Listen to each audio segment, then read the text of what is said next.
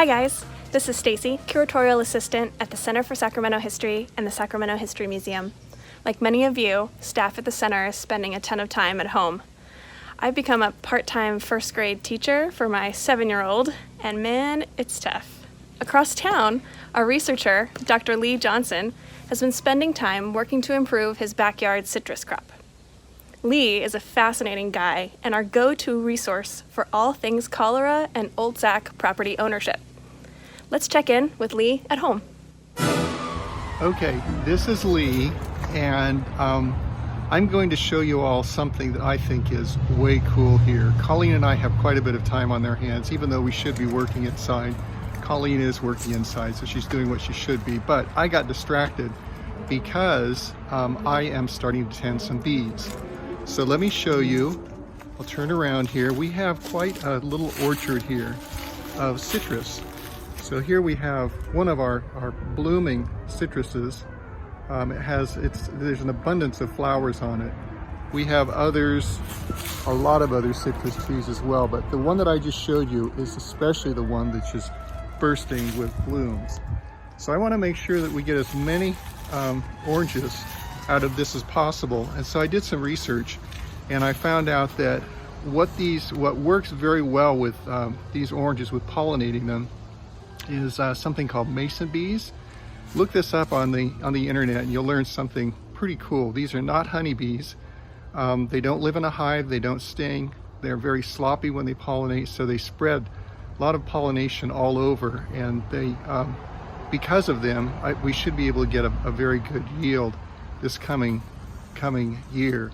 So in order to facilitate the bees, I've ordered a little house you can see in the back here, and it's called a mason bee house. Now masons, look these up in the internet also, masons are called mason bees because they're Native American bees, and they make little, they use clay to build little houses for their cocoons inside reeds. Now if you look really closely at the little house that I have here, you can see all sorts of little circles there. Those are reeds, and I just put some substance on it to attract the bees to that once they get out. And then next to it there's a couple blocks. There's one kind of bee that's a carpenter bee, and it likes to make its home in little wooden places. So at the very top, maybe you can see a little box here. I ordered some cocoons, like little eggs, bee eggs. Actually, these came from Utah, and they've been in the refrigerator for quite a while. I opened it up, and actually some of the bees were starting to emerge from their cocoons. So I probably have about 15 more cocoons inside there. I'm not going to turn them around, but they're just like little eggs, round eggs. And once the cocoons are hatched, the bees will start coming out.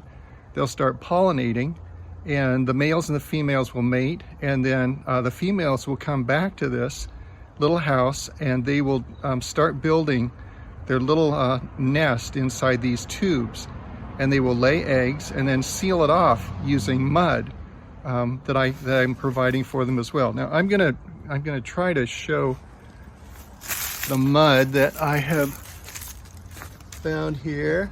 I ordered this as well. Let me see if I'll try to. I think that's showing right now. So what this is just it's a plastic box with a clay-like substance on the top, literally like the kind of clay that you use for modeling clay.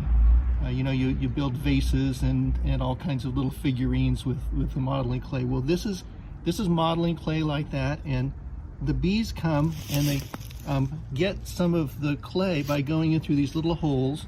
Then they go back up and they make their nest with the clay that's there. So this is an experiment of sorts.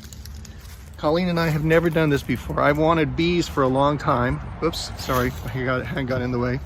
I've wanted bees for a long time, but I found out that beehives are illegal unless we could put them like 300 feet away from our house. We simply don't have that acreage.